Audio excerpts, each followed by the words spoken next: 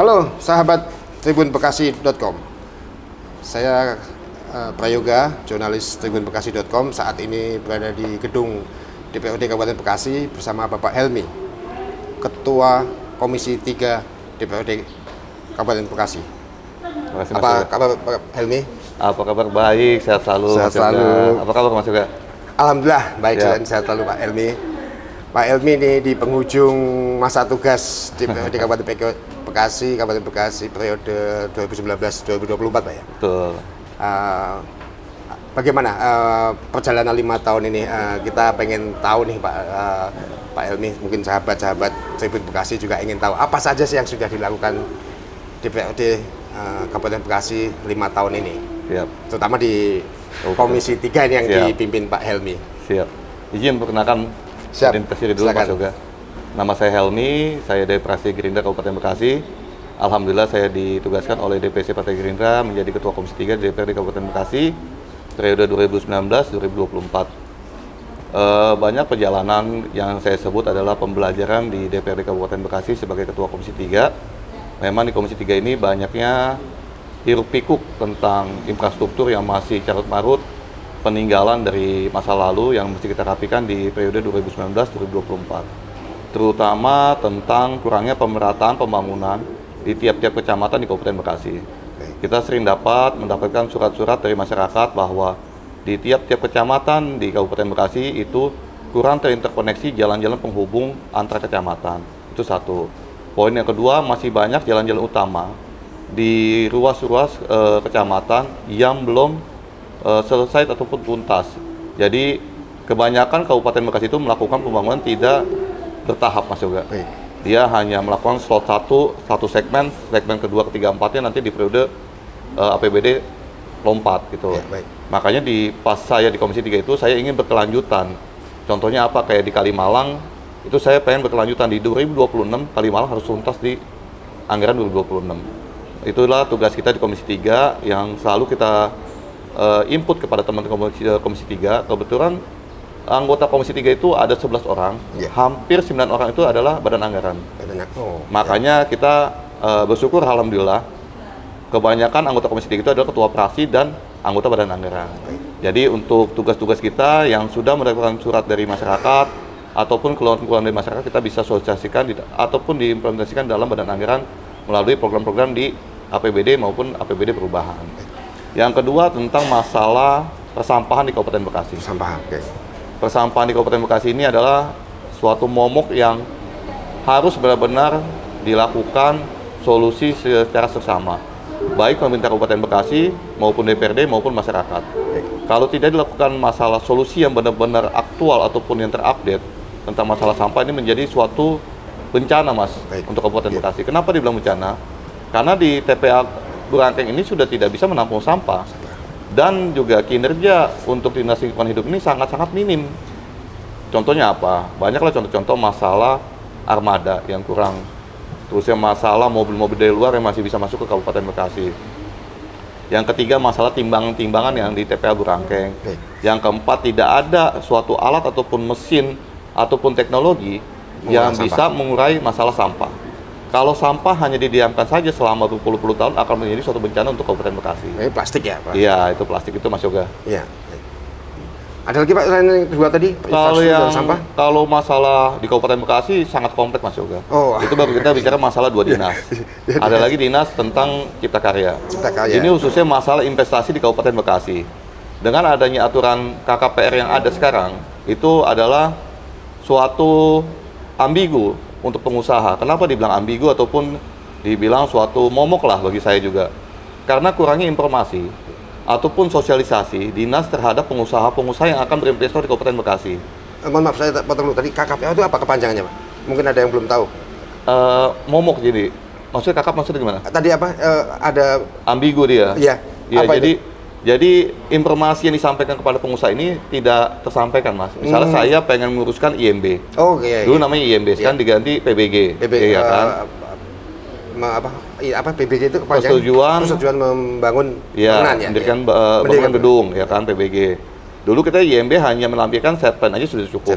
Sekarang kita untuk melampirkan PBG itu kita mesti ada persetujuan KKPR. Apa itu? kerangka kerja rencana apa itu juga saya belum paham tuh, iya. ya kan?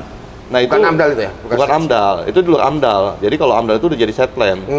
Nah itu KKPR itu mesti ada persetujuan dari kementerian Oke. verifikasinya. Nah itulah yang menjadi suatu permasalahan kunci dalam investasi. Mestinya pada saat ada investasi masuk Kabupaten Bekasi, itu kan akan menghasilkan suatu PAD buat Kabupaten Bekasi. Betul. Nah bagaimana investor ini melakukan suatu investasi Kabupaten Bekasi dipermudah perizinannya. Pada yang terjadi malah sebaliknya. Iya, yang terjadi malah sebaliknya. Kenapa? Karena kurang informasi. Baik. Gitu Mas. Begitu juga dengan Dinas Lingkungan Hidup. Dinas Lingkungan Hidup tidak pernah menemukan solusi tentang masalah pencemaran sungai di Kabupaten Bekasi. Contohnya apa? Kali Cilema Abang yang sampai saat ini masih hitam, ya kan? Pencemaran kawasan-kawasan industri yang masih berkelanjutan sampai sekarang. Asal kita rapat di Komisi 3, kita menanyakan bagaimana solusi tentang pencemaran sungai di Kabupaten Bekasi yang merusak ekosistem di Kabupaten Bekasi. Jawaban dari dinas itu adalah hal yang sangat-sangat sulit. Kenapa sangat sulit saya tanya? Karena itu Pak Ketua ada dari hulu ke hilir. Ya, sungai Ya, namanya sungai kan. Oke ya lah hulu ke hilir, tapi minimal ada suatu langkah preventif ataupun langkah kecil yang mesti dilakukan oleh Dinas LH. Memang tidak bisa full, tapi minimal ada lah solusi sedikit demi sedikit yang bisa dilakukan oleh LH Kabupaten Bekasi. Gitu Mas Yoga. Baik. Saya coba kembali lagi ke tadi yang soal jalan Pak ya. Tapi kita tahu ya 5 tahun ini, dalam waktu 5 tahun belakangan ini ada masa waktu itu ada masa COVID Pak ya. COVID, betul. Apakah itu mengganggu sehingga pembangunan jalan? Kalau COVID itu benar-benar sangat mengganggu Mas. Itu Pembangunan jalan sehingga tadi yang dikatakan Pak. Betul tadi kita sekali. putus-putus itu. Karena di masa COVID itu ada suatu pembelakuan dari pusat untuk refocusing semua anggaran. Betul. Dilarikan kemana? Dilarikan untuk ke vaksin. Vaksin kesehatan. Ya, itu kebijakan pusat yang tidak bisa kita lakukan kebijakan di Kabupaten Bekasi. Baik, Kita mesti taat dan patuh terhadap peraturan pusat. Dan alhamdulillahnya di Kabupaten Bekasi bisa selamat Mas. Walaupun ada beberapa kepala dinas mitra kerja Komisi 3 yang meninggal, itu ada 3 kepala dinas. Ada Pak Edi, almarhum Pak Edi, ada Bu Aat, ada lagi Pak Budi. Dan anggota Komisi 3 pun meninggal ada 2 orang. Ada almarhum Pak Imam Hambali, PKS, ada Pak Haji Kardin yang terkena COVID juga. Meninggal dalam tugas semua itu Pak ya. Di dalam rapat Komisi 3 juga. Gitu. Jadi ini COVID sudah selesai ya. Artinya nanti ke depan pembangunan jalan sudah tidak ada lagi yang sepotong-sepotong itu lagi. Iya, saya pengen begitu. Sekarang sisa jalan kita semenjak saya di Komisi 3 tinggal sisa 13% Mas.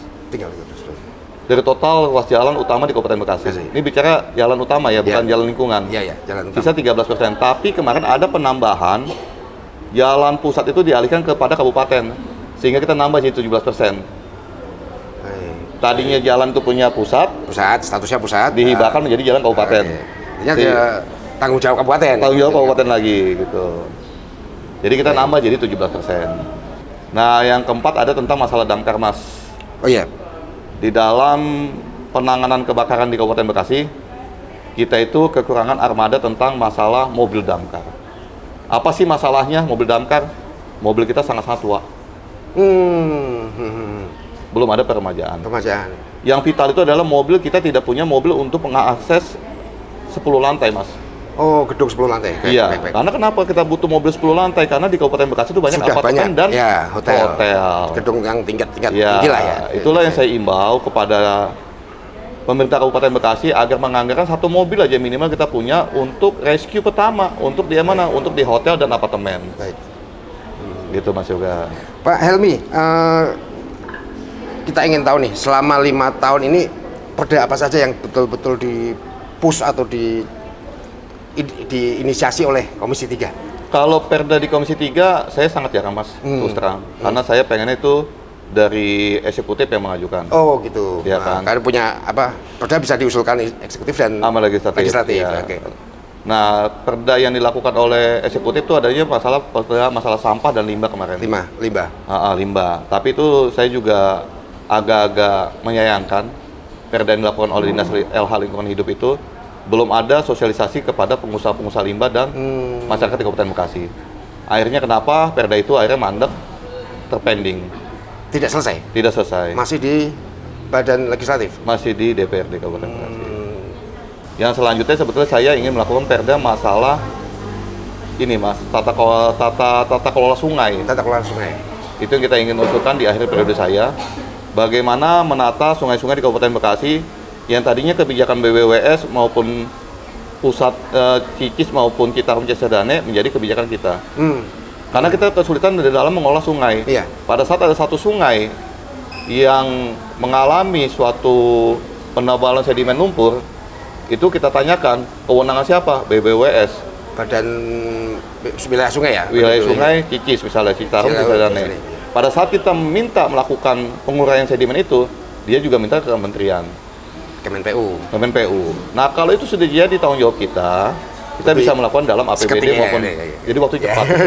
Nggak usah ke atas-atas minta izin. Baik. Dan mudah-mudahan PAD kita juga makin meningkat. Baik. Gitu, Kalau tadi kembali lagi tadi Pak Helmi yang soal sampah ini kan semakin padat penduduk di wilayah Kabupaten Bekasi, sampah pasti akan semakin meningkat ya, karena setiap rumah tangga kan menghasilkan sampah. Betul. Mungkin memang perlu ada satu terobosan. Kalau Pak Helmi melihatnya bagaimana? Idealnya bagaimana dan kondisi di Pemkab Bekasi saat ini bagaimana? Kalau idealnya masalah sampah, kita kalau saya pribadi nggak usah muluk-muluk Mas Yoga ya. Iya, gimana? Kita bicara negara maju Singapura, itu modelnya dibakar Mas. Baik. Hasil bakarannya dipakai buat menguruk sungai, menimbun laut, buat reklamasi dia. Oh, iya. Ya kita coba dulu aja model instalator dibakar dulu aja yang ada. Tumpukan sampah kita yang sudah tinggi menggunung itu kita bakar dulu aja. Buat apa nanti kita pakai? Kita bisa reklamasi Muara Gembong kok. Kalau memang Muara Gembong itu menjadikan kota wisata. Baik. Nah itulah yang kita sudah sampaikan kepada Pak PJ Bupati. Coba dicari teknologi setelah bakar sampah apa teknologi yang bisa dipakai untuk Kabupaten Bekasi. Karena semakin lama Pak PJ Bupati maupun Dinas Eksekutif itu mencari solusi masalah sampah, semakin kita tidak bisa menampung sampah. Total penduduk Kabupaten Bekasi sekarang sudah hampir 3,5 Mas. Baik, setiap rumah tangga menghasilkan sampah. Iya. Baik sampah sisa makanan, sisa plastik, belum yang lain-lain kayu dan sebagainya. Alhamdulillah masih sampah rumah tangga Mas. Kalau sampah masyarakat agak pusing kitanya. Betul Pak, itu dinas sosial nanti. Iya. Oke. Kalau ini kita pengen tahu juga nih profilnya Pak Helmi nih. Pak Helmi sebagai ini termasuk politisi muda nih. Apa dulu bagaimana nih? Apa perjalanannya bisa menjadi anggota dewan? Kalau perjalanan banyak suka, banyak dukanya juga Mas. Namanya hidup ya. Iya. Kalau saya memang tadinya iseng-iseng mencalonkan diri di partai politik. Tadinya saya mencalonkan di Kota Bekasi, di Partai Gerindra. Akhirnya saya dioper Kabupaten Bekasi. Oh gitu. Ya. Tadinya Kota Bekasi. Ya. Tadinya saya mencalonkan diri di Bekasi Timur. Tiba-tiba dari pusat saya disuruh mencalonkan diri di Dapil 3. Karena Kabupaten Bekasi. Nah, alhamdulillah perjalanan politik itu saya banyak belajar Mas. Jadi memang tahun pertama saya ini tahun belajar di periode 2019-2024. Mudah-mudahan di 2024-2029 juga makin lengkap belajarnya. Baik. Karena memang politik itu bukan suatu hal yang bisa belajar secara teori, Mas. Praktek itu benar-benar menghasilkan suatu pemikiran-pemikiran dan bagaimana sih kita mesti bersikap, bagaimana kita mesti melakukan tuh sangat-sangat tergantung bagaimana kita bersosialisasi di DPRD Kabupaten Bekasi. Sahabat Tribun Bekasi, sebagai informasi nih, Pak Helmi ini pada pemilu 2024 lolos kembali dan masuk kembali menjadi anggota DPRD Kabupaten Bekasi. Alhamdulillah. Ada keinginan masuk komisi berapa Pak nantinya Pak? Kalau saya mungkin besok jadi ketua fraksi kali Pak. Oh, ketua fraksi. Kalau di komisi, saya kalau nggak komisi 1, komisi 3. Komisi 3 lagi? Tapi anggota. Baik. Ya. Kalau berarti pasti masih bisa melanjutkan apa yang tadi sudah Pak Helmi sampaikan ya, gagasan-gagasan, ya, keinginan-keinginan untuk apa mengesahkan perda dan mengajak eksekutif Pemkap untuk melakukan terobosan Pak untuk terutama sampah. Kalau besok mungkin gini Mas Yoga, saya memberikan masukan kepada Ketua Komisi 3 yang baru. Oh, baik. Karena besok status saya anggota Komisi 3. Ya. Ini Pak Helmi,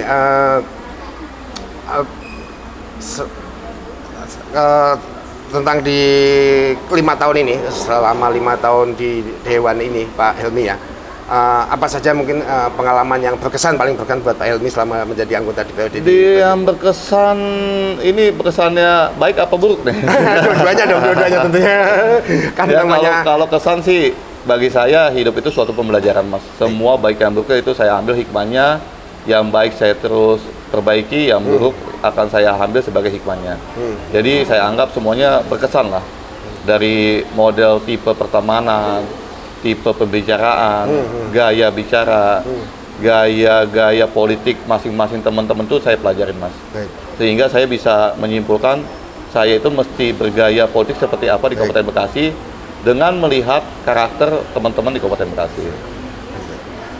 Sebagai anggota Dewan kan salah satu tugasnya kan menangkap aspirasi masyarakat, Pak Helmi ya. Selama ini bagaimana? Apa yang tidak dilakukan Pak Helmi pribadi maupun bersama teman-teman di fraksi dan komisi untuk menangkap aspirasi masyarakat dan menyampaikannya ke Pemkab maupun ke dalam bentuk menghasilkan perda dan sebagainya gitu. Ya.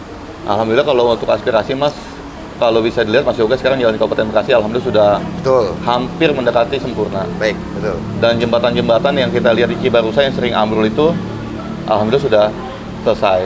Baik. Jembatan Cipamingkis sekarang sudah Yang dibangun. perbatasan dengan Kabupaten Bogor ya? Iya, itu sudah hampir selesai. Jembatan yang perbatasan Kerawang sudah hampir selesai. Baik. Tinggal yang kita butuhkan di Kabupaten Bekasi, pesan saya buat Ketua Komisi 3 yang akan datang, kita butuh flyover. Untuk di mana, Pak? Di berbagai titik kemacetan, Mas. Oh, beberapa Contohnya titik. kayak di Bapelkes, Oke. itu kan Lama Abang itu kan padat. Oke, oke, Kita padat. butuh flyover. Pelatihan kesehatan. Terus di Medland kita butuh Betul. underpass. Baik. Nah, yang kedua itu bagaimana interkoneksi kecamatan maupun perumahan-perumahan di tiap kecamatan, Mas. Misalnya contoh, besok ada perumahan Sumarekon nih di Baik. Tarumajaya. Bagaimana Sumarekon itu bisa terinterkoneksi dengan HDP, PUP, segala macam sehingga masyarakat itu bisa mengakses jalan perumahan, Mas. Baik, baik. Ada jalan alternatif selain jalan utama punya Kabupaten Bekasi. Dia memang punya Pemda, karena perumahan juga membangun jalan biasanya. Bangun kan? jalan. Pengembang membangun jalan juga. Tapi bagaimana jalan itu tidak stuck hanya di perumahan itu saja. Baik, baik, Bisa baik. terkoneksi dengan perumahan-perumahan lainnya sehingga menjadi jalan alternatif. Ya, ya, ya. Contohnya kalau di Kota Bekasi ada jalan namanya Teluk Buyung. Jalan punya Pemda Kabupaten Bekasi. Tapi dia bisa mengakses juga dari tol barat bisa lewat Sumarekon nembus ke Teluk Buyung. Nah, itu salah satu usaha di Kabupaten Bekasi bagaimana caranya perumahan-perumahan di Kabupaten Bekasi bisa berkoneksi dengan jalan punya Pemkab Kabupaten Bekasi. Sehingga bisa dinikmati oleh semuanya, bukan hanya oleh. Jadi bisa jadi opsional jalan lain, jalan alternatif apabila jalan utama kita sudah padat, kita kasih option jalan dari perumahan. Baik. Gitu. Pak Helmi, ini mungkin penutup, mungkin kata-kata dari Pak Helmi kepada masyarakat Kabupaten Bekasi nih, apa pesan-pesan Pak Helmi untuk masyarakat Bekasi, terutama dalam hubungannya dengan DPRD dan wakil rakyatnya gini. Ya, pesan di Kabupaten Bekasi buat masyarakat Kabupaten Bekasi ya, segala macam keluhan bisa disampaikan kepada DPRD Kabupaten Bekasi. Insya Allah DPRD Kabupaten Bekasi akan menyampaikan aspirasinya dan merealisasikan aspirasinya di dalam program-program yang akan dibahas di Badan Anggaran. Dan memang harap bersabar untuk masyarakat Kabupaten Bekasi. Persoalan kita memang agak kompleks karena kita banyak kawasan industri yang membebani APBD Kabupaten Bekasi, khususnya jalan. Kita punya jalan-jalan itu yang dilewati oleh kawasan-kawasan industri dan polusi-polusi yang ada di Kabupaten Bekasi juga menjadi suatu polemik. Kita akan menyelesaikan satu persatu sehingga kita akan mendapatkan Kabupaten Bekasi ini menjadi kota yang sangat-sangat bisa memberikan manfaat untuk masyarakat Kabupaten Bekasi. Terima kasih Pak Helmi. Terima kasih Mas Yoga. Terima kasih sahabat Tribun Bekasi, demikian bincang-bincang kami bersama Bapak Helmi yang saat ini merupakan Ketua Komisi 3 DPRD Kabupaten Bekasi. Terima kasih, sampai jumpa pada kesempatan berikutnya. Wassalamualaikum warahmatullahi wabarakatuh.